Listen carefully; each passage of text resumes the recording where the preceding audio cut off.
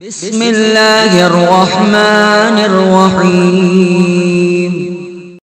وعلیکم السلام۔ محترم آصف صاحب، آپ نے پوچھا غیر عالم یا جو ناقص حافظ ہو اس کا تقریر کرنا کیسا ہے؟ الجواب، غیر عالم یا جو ناقص حافظ ہو ایسے شخص کا تقریر کرنا، وعظ کرنا حرام ہے۔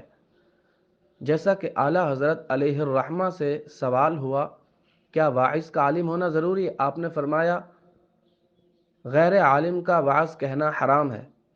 پھر پوچھا گیا عالم کی تعریف کیا ہے؟ فرمایا جو عقائد سے پورے طور پر آگاہ ہو اور مستقل ہو اور اپنی ضروریات کتاب سے بغیر کسی کی مدد کے نکال سکے۔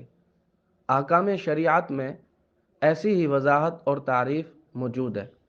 پوچھا گیا کیا کتب بینی یعنی کتابوں کے پڑھنے ہی سے عالم بنتا ہے؟ فرمایا نہیں، افواہ رجال سے بھی علم حاصل ہوتا وغیرہ ذالک۔ تو محترم، اگر واقعی وہ شخص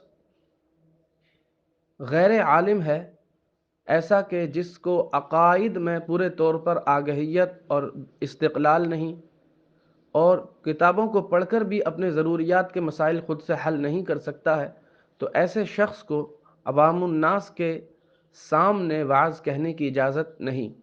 ہاں، ایک صورت یہ ہو سکتی ہے کہ کتاب دیکھ کر پڑھ کر سنا دے یا کچھ باتیں یاد کیں، پھر وہ کسی عالم دین جو کہ مستند ہو اسے سنائیں اور اس نے کہا کہ یہ ٹھیک ہے، تم کسی کے سامنے پڑھ کر سنا سکتے ہو، تو بئی طور یہ چند باتیں پیش کر سکتا ہے۔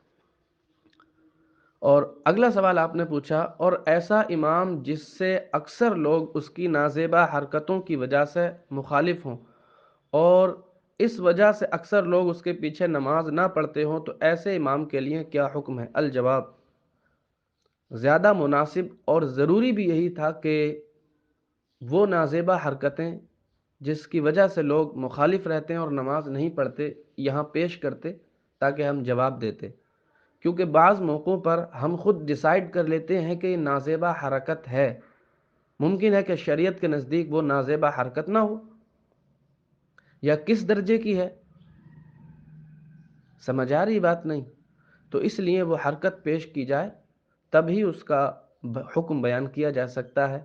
ایسے نازیبا حرکت کا مطلب بہت، اس کا مفہوم وسیع ہے۔ باقی واللہ تعالی